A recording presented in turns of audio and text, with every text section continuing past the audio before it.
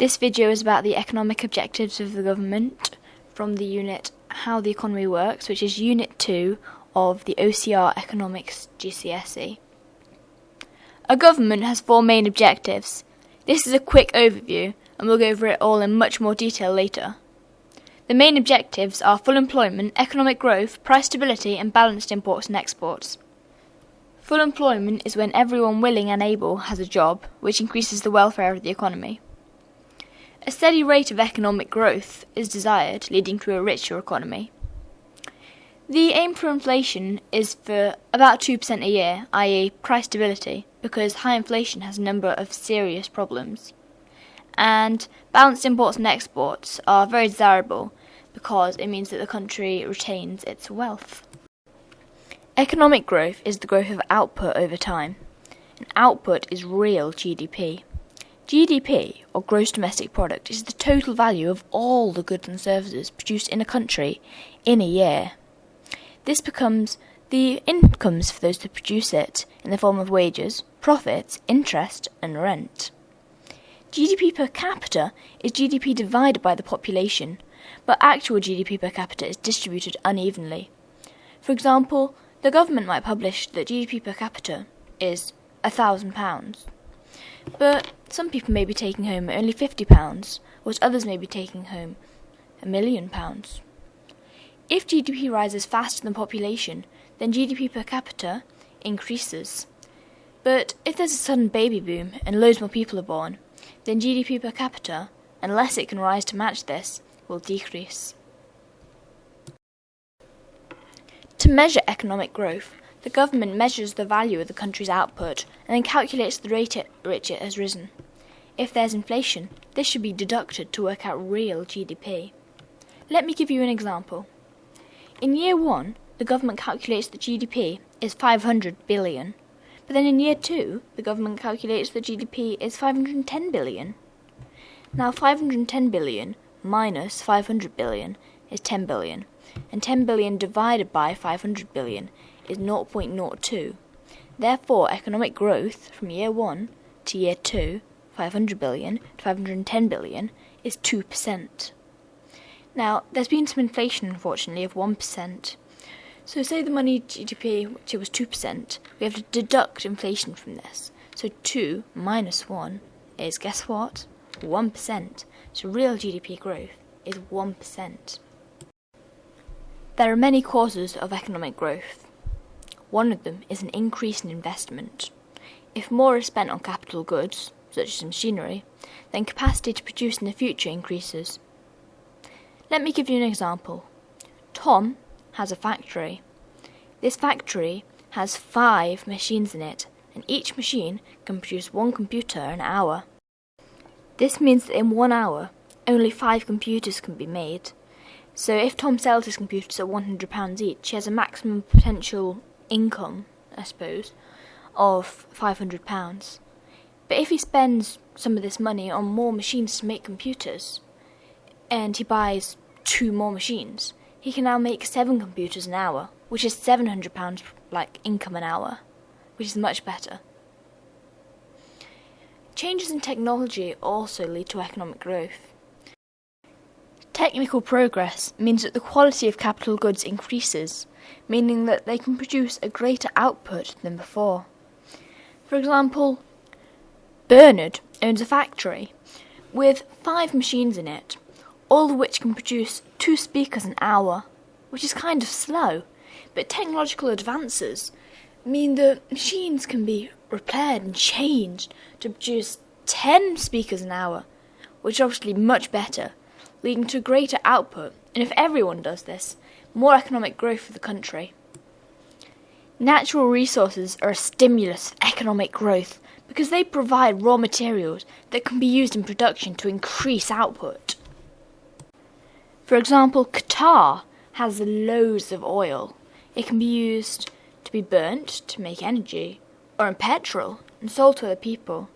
It just completely increases the country's output, leading to much greater economic growth. Qatar's economy has boomed in recent years. A larger workforce also leads to economic growth, because an economy can produce more with a larger workforce, leading to a greater output. For example, in Gerard's factory, there are 5 workers because there's no more workers around. Everyone's employed. Highly unrealistic in the UK, I know, but this is for Gerard's factory. But say there was a baby boom and everyone had like 5 kids, then there'd be loads and loads of people, all of whom wanted jobs, and Gerard could employ more people in his factory.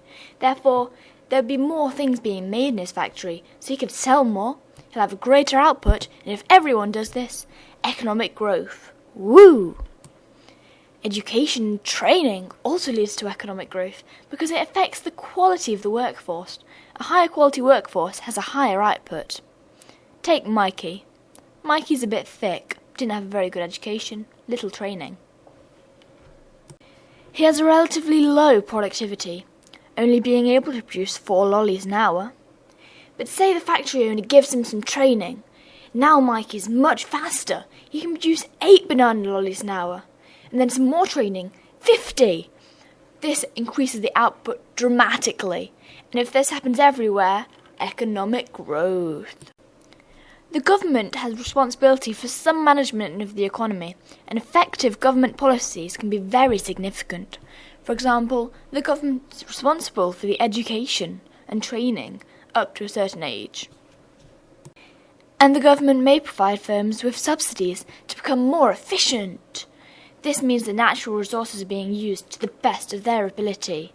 Yay! So after all of that, why do we actually want economic growth? Economic growth leads to a rise in material living standards. So when GDP rises faster than population, on average everyone has more to spend. Yay! Leaving them materialistically better off. I mean, they may not be much happier. They might be really sad, depressed, lonely individuals. But on average most of the population can buy more so they'll have an iPod. Hooray! Economic growth can also lead to a rise in the welfare of the population.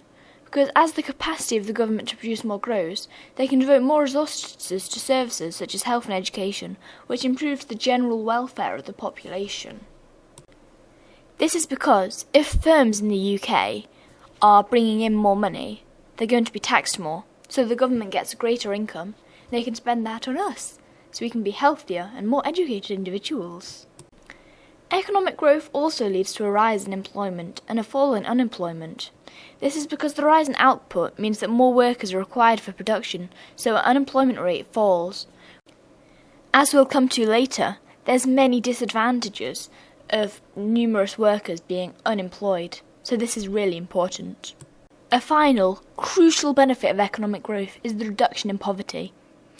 Outputs and incomes rise with economic growth, so the government can take more in tax from the rich and give it to the poor, distributing wealth more evenly, so hopefully we won't have too many people starving to death. I think that was a bit overdramatic. Unfortunately, there's also some costs of economic growth, coming into 4 main categories: inflation, environmental, life quality and congestion.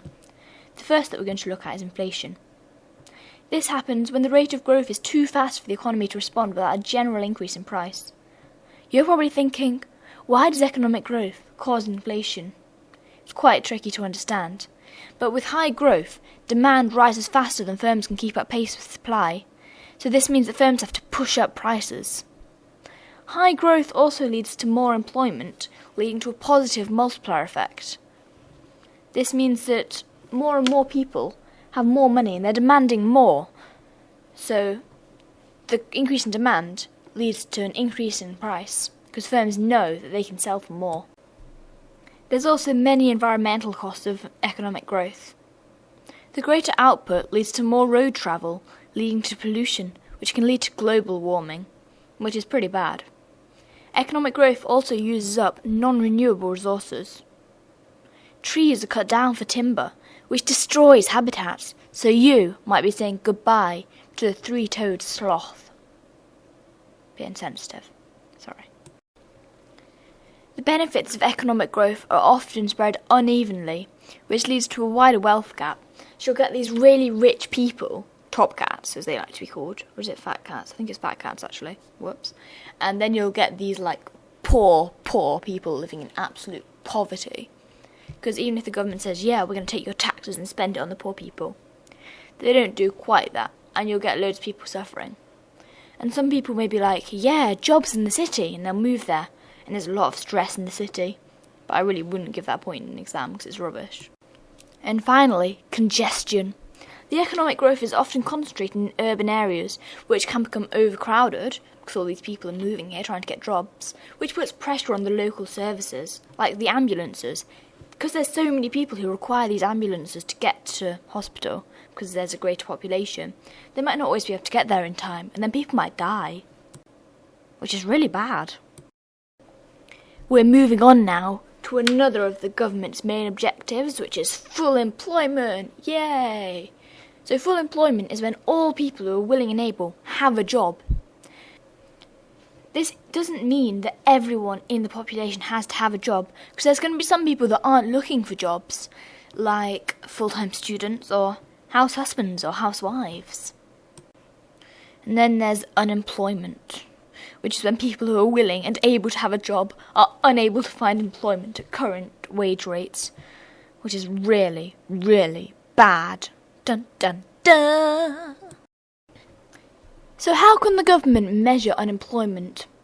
Well, there's two main methods for measuring unemployment: the claimant count and the labour force survey.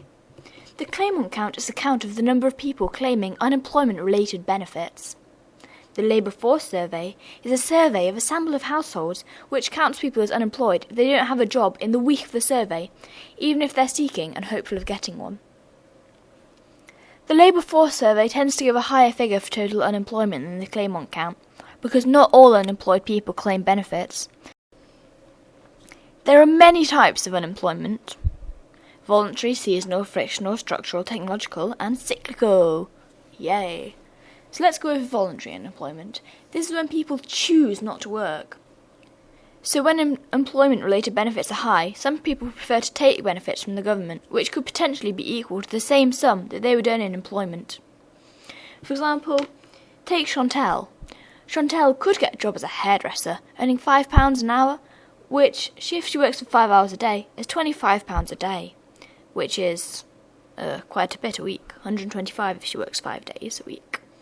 But if she goes to the government's like, yeah, let's give away all our money to Chantal, and Chantal can get £1,000 a week if she plays her cards right. So why wouldn't she do that if she had the opportunity?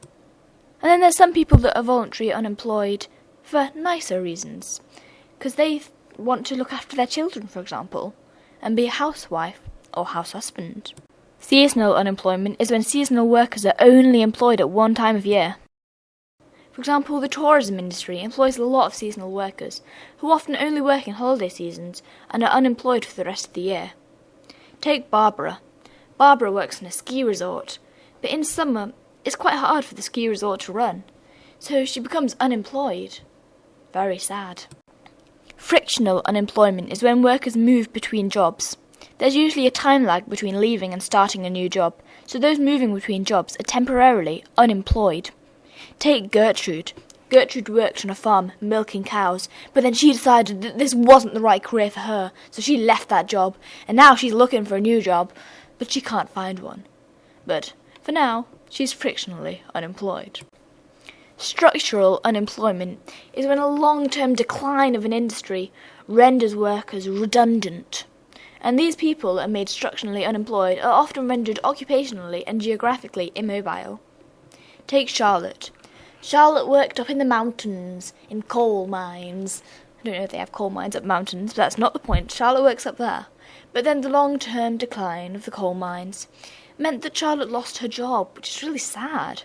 But she's got no other talent other than coal mining, so she can't really go into another industry. And she's stuck up in the mountains, where there's nobody, so there's no potential job for her to get. This is really bad for Charlotte. She's structurally unemployed. Technological unemployment is when capital replaces labour, and this is particularly poignant in the manufacturing industry. Take Jessica. Jessica worked in a factory making cars, painting them, scrub-a-dub-a-dub, like she was so cool. But then, really sadly, this machine came along which could paint instead, and Jessica was like, oh, you're replacing me. And they did, and she was sacked, and it was really sad. So, now she doesn't have a job, and she's technologically unemployed. Cyclical unemployment is when there's a fall in total demand in the economy, which is essentially the multiplier effect, which is caused by a fall in demand for goods and services, leading to a lower demand for workers, and then all these workers are unemployed, so they've got less money. So then they don't demand all these goods and services, so more people who make these goods and services become unemployed, and it just goes down, down, down, it's horrible, and then everyone dies. Wah! That might have been a slight exaggeration. There are many severe consequences of unemployment. The first is wasted labour resources. The economy is not using all the resources to its full capacity, and the economy could produce more with resources. This is terrible.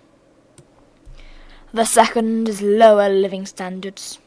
Workers and their families who have become unemployed have a lower income. Therefore, they have a lower standard of living. Take Bob. 5 years ago, he was the head of a big firm, taking home a great salary of £100,000 a year. But cyclical unemployment led to a decrease in demand for his products, so he became unemployed and now relies on government benefits, taking home only £20,000 a year, making him a poorer person who can't afford to shop at Budgeon's and the other posh shop, which I've forgotten the name of, Marks and Spencer's, anymore. So he's got a lower standard of living. Thirdly, we have excluded workers, because some people are left unemployed for a long period of time, and employers become reluctant to take them on, like, "Oh, Janice, you haven't been employed for the last 7 months, so we don't want someone that's not worked for that long." And then poor Janice is left unemployed for even longer. Dun, dun, dun. Fourthly, there's costs to the taxpayer.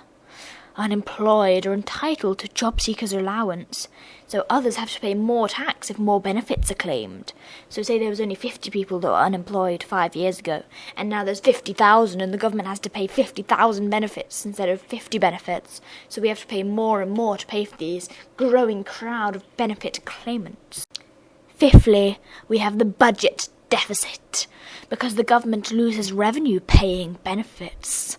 And the government loses income from income tax and national insurance if less people are working, meaning that the budget falls into deficit, and this is when the government is spending more than it's taking in. But we learn more about this later. Sixthly, we have regional problems. Unemployment is often concentrated in one area. For example, coal mines. If everyone who works around the coal mines is left unemployed, then there's a big area of unemployed people, which leads to a cyclical effect, or negative multiplier effect, which leads to a lack of demand in the area, leading to even more unemployment. Then people move away and the local population declines, and that great, great village that was once so strong and mighty becomes a village of 5 occupants, which is really rubbish. And finally, we have social problems. The unemployed suffer a lack of self-esteem. They're like, "Oh, we're never going to get employment again. Oh, what can we do with our lives? Our lives have gone so wrong." And then, that was really insensitive, wasn't it? And the crime rate often increases with unemployment. It doesn't always increase. Not all unemployed people are thieves, but crime rate does often increase with unemployment. This could be because they've got more spare time and they think crime is an entertaining way to fill it. Or it could be because they're jealous of people who have jobs and they don't. There's a lot of reasons why crime rate increases with unemployment. We're now moving on to inflation. Inflation is a sustained rise in general price over time, leading to a fall in the value of money, meaning that the cost of living increases. This isn't what the government wants. The government wants price stability, which is when the general level of prices is kept constant or grows at an acceptably low rate. The rate of inflation is the rate at which general price rises over time. The UK's aspirational rate of inflation is 2%, but unfortunately, actual inflation is currently closer to 3%, which is pretty bad, but not as bad as it was. So how do we measure inflation? The official measure of inflation is the Consumer Price Index, or as lazy people such as myself like to call it, the CPI. The government records the spending patterns of families and everything bought each month at several different retail outlets across the country. This means that the rise and fall of prices is recorded. Goods that are more important to families are more heavily weighted and indexed than less important goods, and each item is given a starting value of 100. So say this time last year headphones were £5, and now they're £5.50. This means they've increased by 10% in price. So their starting value of 100 increases by 10% to 110. If this was true for all items, and all items had increased by 10, or on average they've increased by 10 to 110, this means inflation would be 110%, which is really bad. That's quite confusing, so I'm going to give another example. Say that mobile phones this time last year were £100. Then they became £105, so now they're £105. This time last year they were £100. They've increased by 5%. So this means that their CPI has gone up from 100 to 105. So inflation of mobile phones is 105%. But if we go back to our other example, inflation of speakers is 110%. So if these two are the only two items on sale in the country, the total inflation would be the average of these two products. So it's 105 plus 110, which is 215, divided by 2, which is 107.5, I hope. So this means that inflation is 7.5%. Again, very high. There's several causes of inflation, but two main ones, and possibly another one that some economists argue about, but the two main ones are demand pull inflation and cost push inflation. Demand pull inflation is when total demand in the economy rises, and the supply of goods can't keep up with this demand, so general price rises. So say there was demand of printers for 5 printers per household, and then this increased to 10 printers per household. There's double the number of printers being demanded, and the supply of goods can't keep up. There's not enough capacity to make all these printers, so they put up the price to try to reduce the demand a bit, and they get more profit as well. This means that general price rises. I mean, demand can be from consumers who want the printers, or from firms who want capital goods, such as printers, which are capital goods because you could print posters on them or something, I don't know, or machinery. And it often occurs when there's a near full employment, so supply can't easily rise, because if there was only half employment, you could just get a few more workers in and pay them to help to increase supply, because that would increase total firms production. Then there's also cost push inflation, which occurs when the costs of production rise, meaning that the firms have to raise their prices to continue to make a profit. I mean, the main cost of production is the workers' wages, and if wages rise faster than productivity, then cost per unit of output rises. So this could be due to the government, who's increased minimum wage, or stronger trade unions, who increase the likelihood of this, because trade unions get our workers more money, not thinking about the consequences. And the workers are all we want more money, and then the firms have to increase their wage. So before they might have been paying them £5 an hour, now they're paying them £10 an hour. And this means that the cost per worker is doubled, so the cost of production's probably almost doubled. So this is really bad, because they have to put their prices up, which is essentially leading to inflation. And whatever the original cause, inflation can continue in a wage price spiral. A wage price spiral is when workers notice the rising prices of all the products around them, and they go to their managers we want more money, so their managers have to pay them more, and then this puts up their costs of production further, so they have to raise their price to try to get back the money that they need to continue the business. And it just goes up and up and up, because products, prices become more and more expensive, and the workers we want money to buy all these products. And it just goes up and up and up, and it's terrible. Some economists argue that demand can't rise without an increase in money supply to finance this demand, because people wouldn't be able to have this increased demand for products if they didn't have the money to have it. And an increase in money supply is called monetary inflation. Price stability, which is when there's little or no inflation, means that we know that money will retain its value, so we can save up. For example, Jonathan has £10, and he could either spend it on a car or put it in a bank. If there was high inflation, Jonathan would be like, oh, let's spend this money now because in like 2 months' time it won't be worth £10, it'll be worth £9. Because little Jonathan is like a mini economist in the making. But if there was little or no inflation, Jonathan would be like, oh, I know, I'm going to save this because in 10 years' time it's going to be worth the same amount. And then I'll have loads of £10 that I've saved up over all this time and I can buy a house. Yay. That was a bit creepy, actually.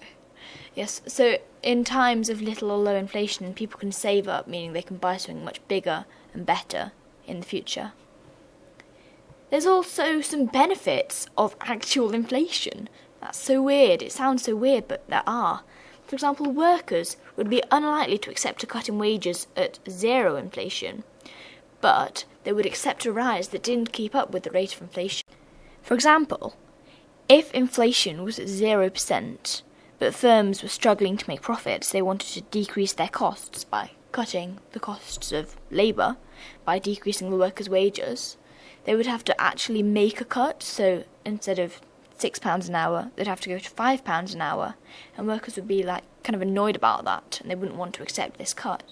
But say there was high inflation, and the firm was struggling to make profits, they could raise the workers' pay slightly from £6 to £7, which may sound like, yeah, good. And the workers are like, oh, we have more money, but it's not actually a real raise, because inflation is so high that the value of the money they're taking home is actually decreased. A final benefit of inflation for some people are debtors, people who have debt, because the real value of the debt that they owe the people that they owe the debt to decreases. For example, in 2000, Julian said, oh, can I borrow some money from you, Stuart? And Stuart was like, yeah, you have to pay me back though. And Julian borrowed £100 from Stuart. But due to inflation, that £100 is no longer worth the same anymore. It's much lower value. For example, in 2000, you might have been able to buy a door for £100, but now, in 2013, a door might cost £200 due to inflation, the sustained rise in general price over time. That means that the money that Julian is giving back to Stuart, £100, is only worth about half the amount it was worth back in 2000. These figures are slightly distorted. Inflation hasn't actually risen that much, I hope. But essentially, debtors gain because the real value of their debt, the money that they owe to the other person, decreases. As is to be expected, there are many costs of inflation. One of them is shoe leather costs. These unstable prices, due to inflation, mean that firms and consumers spend longer looking for the best price, and this extra time and effort is known as shoe leather costs. For example, in 2005, Gemma could have spent an hour. For example, in times of low or no inflation, Gemma could go out and buy a handbag from any shop in about 5 minutes, knowing that it's roughly the same price in all shops. But due to high inflation and rapidly changing prices, Gemma spends a long time, an hour, looking for the best deal for her handbag, which is kind of a waste of time. Then there's menu costs, which is when firms have to adjust their price lists more in times of inflation. This costs time, effort, and money. Firms don't want to waste their resources changing their price list, for example, an actual menu or labels in shops saying the price. They've got better things to do. Then we have income redistribution problems, because those on low fixed income struggle to afford goods at the increased prices. For example, Jonas only earns £5 an hour. He can't afford the increased price of pens. They're now £12. How ridiculous. And savers and creditors also lose out, because they've been saving up all this time. They've got £100 in the bank, but this £100 only worth like £50 now. It's really depressing. The real value of money's just fallen so fast. And then we have labour market problems. Employers face a fall in sales, whilst costs and prices are just rising. And workers want an increase in wage to keep up with inflation. And if they don't get this, there can be strikes, which is bad, because it leads to loss of production. And then we have balance of payment problems. When our rate of inflation is higher than those that we trade with, Imports look more attractive because they're cheaper, and increased imports and reduced exports are bad, as we come to in Unit 3. And finally, we have unemployment rates. Producers selling less due to high inflation need fewer workers, and some are rendered redundant. High inflation also reduces businesses' confidence, and they're less likely to invest in workers, reducing employment opportunities. Those who are unemployed have a lower disposable income, leading to a negative multiplier effect. This leads to further unemployment. Once inflation starts, it's likely to continue in a wage price spiral, as mentioned earlier, and the rate of inflation gets higher and higher over time, worsening the situation. If this continues, it can lead to hyperinflation, where currency is close to worthless. A famous example of hyperinflation is Germany in 1923. But you don't really need to know that. Just a nice interesting fact for you. And that's the end of the first third of Unit 2. Woohoo!